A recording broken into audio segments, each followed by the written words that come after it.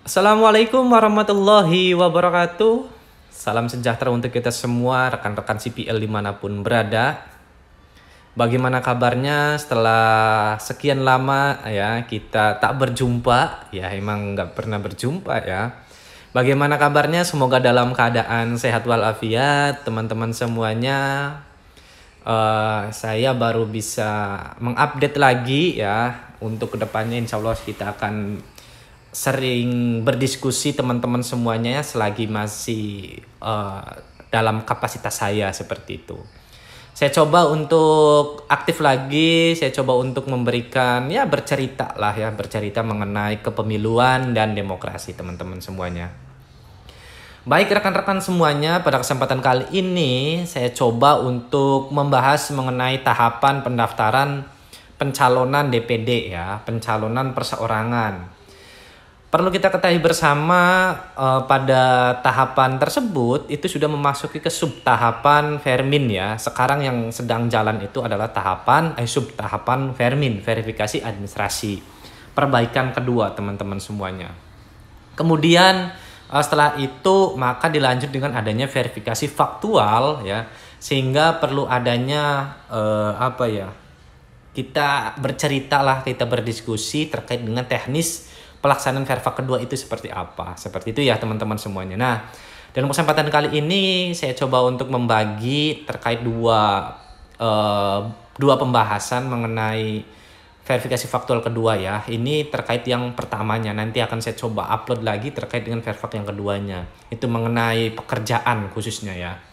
Oke teman-teman semuanya, dasar hukum kita masih menggunakan Undang-Undang Nomor 7 Tahun 2017 tentang Pemilu. Kemudian regulasi ataupun dasar hukum turunan daripada Undang-Undang 7 ini secara teknisnya mengenai pencalonan DPD itu diatur dalam PKPU 10 tahun 2022 dan kemudian juga ada PKPU nomor 13 tahun 2022 merupakan perubahan dari PKPU nomor 10 tahun 2022. Nah, namun yang menjadi suatu pembeda untuk PKPU 13 tahun 2022 ini hanya untuk daerah otonomi baru ya. Kalau misalkan saya ini ada di Jawa Barat, kemudian di daerah saya juga nggak merupakan DOB, maka mengacunya ke PKPU 10 2022 seperti itu. Nah, yang membedakan apa sih sesungguhnya? Yang membedakan itu terkait dengan waktu pelaksanaannya saja. Kalau untuk teknisnya itu sama sebenarnya seperti itu ya. Oke teman-teman, kita coba masuk dalam pembahasan kita kali ini mengenai waktu pelaksanaan verfak kedua dan teknis verifikasi faktual kedua teman-teman ya. Kapan sih waktu pelaksanaan verfak kedua itu? Itu dimulai tanggal 26 Maret sampai dengan 8 April 2023. Ini pelaksanaan verifikasi faktual kedua. Nah ini kayaknya sudah bulan Ramadan ya teman-teman ya. Ini menjadi suatu tantangan barangkali yang data samplingnya banyak kenanya seperti itu ya. Kemudian teknis pelaksanaan verfak kedua.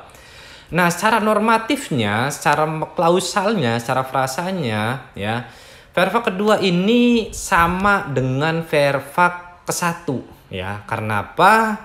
Ya dalam pasal 124, 125, 126, 127 ini menyebutkan mutatis mutandis ya, dalam artian ya apa yang diatur dalam pasal 96 sampai 105, kemudian 106 sampai 109 ini terkait dengan verfak pertama maka diberlakukan ke verfak kedua. Dalam artian cara prosedurnya, teknisnya, mekanismenya, bentuknya itu sama seperti verfak kemarin ya, verfak yang ke-1. Verfak 1 itu kalau nggak salah tahapannya beriringan dengan pemutahiran data pemilih ya, atau coklit itu. Oke teman-teman, berarti kalau bahasanya seperti ini, normalnya seperti ini, maka kita coba lihat di pasal 106-nya ya. Nah, kemudian siapa sih yang melaksanakan verfak ya? Di sini dijelaskan yang melaksanakan verfak itu adalah KPU Kabupaten Kota melakukan verifikasi faktual ya. Itu bunyi dari pasal 106 ayat 1. Berarti sesungguhnya yang menjadi verifikator verfak itu kalau dari pasal 106 ayat 1 ini adalah KPU teman-teman ya. Nah, kemudian kenapa sih kebanyakan daerah itu melibatkan PPS ya, karena PPS dalam hal ini membantu pelaksanaan Verfak ke-1 ya teman-teman. Namun ada pula yang menanyakan ya, PPS kan nggak mempunyai tugas verifikasi faktual, beda dengan pemutahiran data pemilih ya. PPS itu mempunyai tugas kalau untuk pemutahiran data pemilih, ya benar ya.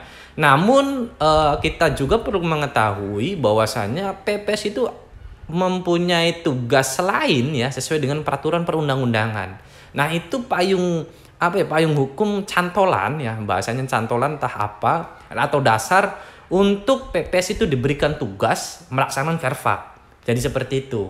Mungkin ataupun di daerah saya itu argumen daripada KPU, sehingga yang turun ke lapangan itu ya adalah PPS. Apakah salah seperti itu? Ya nggak salah juga, sepanjang memang PPS-nya melaksanakan prosedur yang sesuai kayak gitu. Tapi kalau PPS yang melaksanakan ya nggak jadi persoalan. Beda cerita ketika yang melaksanakan Verfaknya itu adalah PPK. Ya, walaupun PPK sudah diberikan tugas ya, surat tugas ini menjadi temuan untuk rekan-rekan pengawas kayak gitu. Bahkan sekretariat, misalkan sekretariat PPS itu diturunkan atau diterjunkan, ya menurut saya ini keliru lagi ya, karena dalam pasal 106 ayat 3 ini diinstruksikannya ada PPS-nya, bukan sekretariat PPS-nya kayak gitu. Ya mungkin ini berbagi cerita saja, barangkali di daerah lain ya, ataupun di daerah rekan-rekan yang mempunyai temuan-temuan seperti apa, mari kita diskusi saja ya kan. Itu teman-teman ya. Berarti sesungguhnya subjek Verfak itu ya adalah KPU atau PPS, nggak ada yang lain seperti itu. PPK nggak boleh, sekretariat PPS nggak boleh seperti itu. Itu coba rekan-rekan buka di pasal 106-nya. Oke, kemudian kita lihat ya. Nah, di sini ada contoh lebar kerjanya. Kenapa tadi saya sampaikan apakah PPS yang melaksanakan Verfak itu salah? Saya jawab nggak salah, karena dalam tanda tangan dalam lembar kerja itu ya adalah verifikator bahasanya. Bukan PPS ataupun KPU seperti itu. Nah, di sini verifikator kebanyakan juga di setiap daerah juga ini kan untuk mempersingkat ataupun untuk mengefisiensikan waktu, sehingga PPS itu membagi tugas ya untuk melaksanakan verifikatornya. Apakah salah juga terkait dengan hal demikian ya? Menurut saya sih nggak jadi persoalan kalau untuk barangkali dalam satu desa itu ada 1000 ya yang di Verfak, ini perlu perlu waktu yang agak lama, maka ya nggak jadi persoalan ya dipecah kayak gitu, dalam artian dibagi. Nah, kemudian di sini juga ada kolom Bawaslu, ini yang menjadi hal menarik ya bagi rekan-rekan pengawas juga. Jadi dalam artian gini, atau kalau dari rekan-rekan KPU, kenapa sih Bawaslu itu nggak mau tanda tangan di kolom Bawaslu? Padahal KPU sudah menyediakan kolom Bawaslunya kayak gitu ya. Tapi kemungkinan di daerah lain juga sama dengan daerah saya, untuk kolom Bawaslu ini itu kita nggak menginstruksikan untuk tanda tangan Bawaslu itu ataupun pengawas itu ya. Kenapa? Argumentasinya adalah ya masa sih ketika ada gugatan sengketa, masuknya ke prosesnya sengketa itu ke Bawaslu, kemudian yang menjadi majelis adalah Bawaslu ya kan. Kemudian di situ ada kolom Bawaslu ya. Itu sebenarnya sih ya kalau menurut saya mah nggak jadi persoalan juga ya teman-teman ya. Tapi kita ikuti instruksi apa kata pimpinan saja gitu. Kalau kata pimpinan boleh tanda tangan ya kita ikutin. Ini untuk rekan-rekan pengawas ya. Kalau kata pimpinannya jangan bla bla bla bla bla, ya berarti jangan kayak gitu. Seperti itu teman-teman semuanya ya. Asalkan untuk rekan-rekan pengawas ini ya setiap tindakan, setiap hasil pengawasannya selalu didokumentasikan, baik itu dalam bentuk LHP ya maupun dalam bentuk alat kerjanya serta dengan dokumentasi kegiatannya seperti itu sebagai bukti kita. Oke, lanjut teman-teman semuanya ya. Di sini ada metode pelaksanaan Verfak ya. Kita ketahui bersama pada saat Verfak pertama itu teman-teman ya, verifikator itu menemui pendukung ya, baik itu di tempat tinggalnya atau tempat lain ya, itu, atau ya meminta bakal calon anggota DPD dan atau petugas penghubung untuk mengumpulkan pendukung di kantor PPS atau tempat lain yang disepakati. Jadi ketika memang verifikator ini apa ya, dalam arti verifikator pertama adalah harus datang ke rumah daripada calon pendukung itu, ya kan.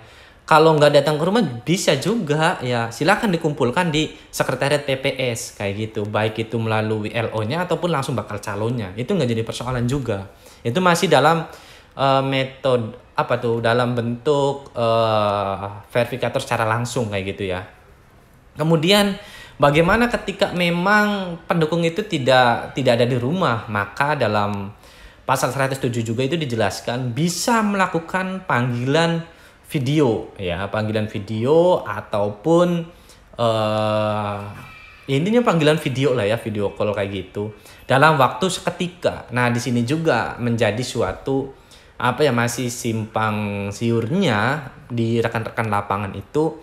Ada yang langsung melakukan panggilan video, ada ya. Ada juga panggilan videonya itu nanti dikumpulkan di KPU, ada ya. Dalam artian ketika verifikator datang ke rumah kemudian nggak ada orangnya ya, maka itu versi pertama ya, verifikator datang ke rumah kemudian calon pendukung itu nggak ada, maka dilanjut ya, maksudnya nggak di verifak, dalam artian TDT, tidak dapat ditemui. Itu versi pertama.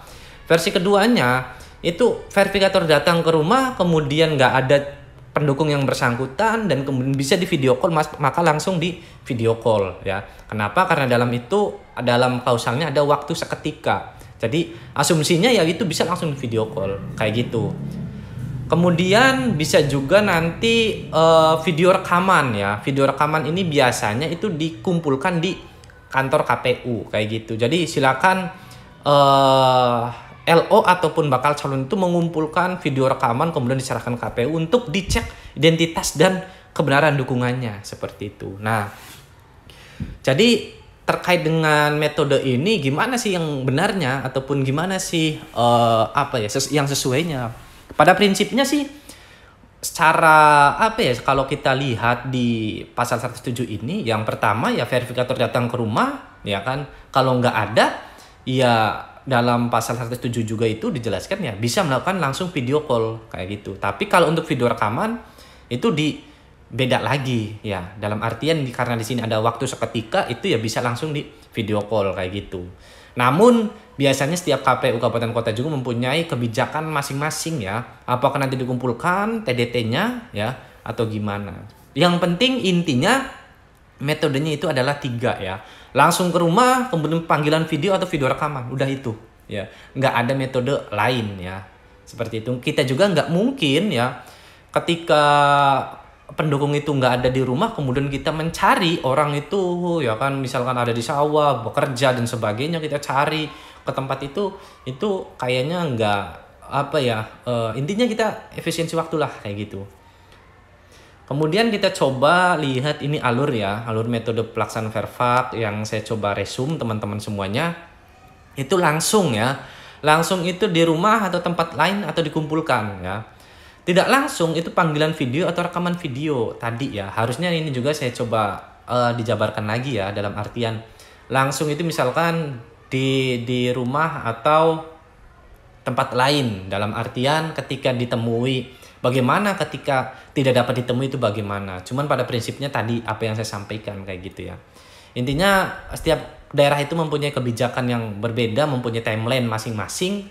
Kenapa? Karena dalam verfak ini, metode verfak ini ataupun pelaksanaan verfak ini, aplikasi Silon itu sering membuat apa ya, sering membuat teman-teman KPU itu mengalami kesulitan ya, dalam artian bisa diaksesnya itu menjelang akhir waktu tahapan kayak gitu. Kayak sering apa ya, kemarin aja waktu Vermin bahkan Verfak juga tadi ya, data dukungan sampling itu harusnya tanggal sekian malah diturunkannya misalkan lebih daripada 7 hari setelah tanggal ditetapkan. Harusnya tanggal 1 malah tanggal 7 baru bisa diturunkan data samplingnya. Nah, ini kan perlu siasat daripada rekan-rekan KPU sendiri ya. Teman-teman pengawas ya pokoknya siap aja ketika KPU turun ya kita harus siap kayak gitu. Dan jangan henti-hentinya untuk berkoordinasi, intinya seperti itu ya. Karena ya teman-teman pengawas ini jarang mempunyai data by name-nya kayak gitu. Karena rekan-rekan KPU enggan untuk memberikan data by name-nya itu. Oke teman-teman semuanya, kita lanjut terkait tujuan pelaksanaan Verfak ya. Tujuan pelaksanaan Verfak ini sesungguhnya untuk membuktikan kebenaran identitas pendukung dan kebenaran dukungan ya. Apa sih identitas pendukung dan apa sih kebenaran dukungan ya. Jadi metode pertama itu pastikan dulu bahwasanya identitasnya itu adalah benar ya. Setelah benar baru masuk ke benar enggak yang bersangkutan itu mendukung si calon A atau calon B-nya kayak gitu. Jadi itu tahapannya, nggak mungkin verifikator itu langsung sampean Pak Bu bener enggak ya mendukung ini tanpa melihat dulu identitasnya. Itu keliru kalau ada verifikator yang demikian. Itu bisa jadi temuan untuk rekan-rekan pengawas ya. Nah, di sini alurnya setidaknya ya saya coba buat resume lagi ya. Verifikator ya datang ke calon pendukung ya. Calon pendukung kemudian dicek ataupun mencocokkan kebenaran identitas pendukungnya. Itu misalnya terkait dengan nama dan alamat ya, sesuai enggak dengan lembar kerja antara identitas ya. Itu kalau tidak sesuai maka tidak memenuhi syarat. Stop di situ ya, nggak usah dilanjutkan ya. Karena identitasnya saja sudah tidak benar kan kayak gitu ya. Kemudian kalau sesuai maka memenuhi syarat.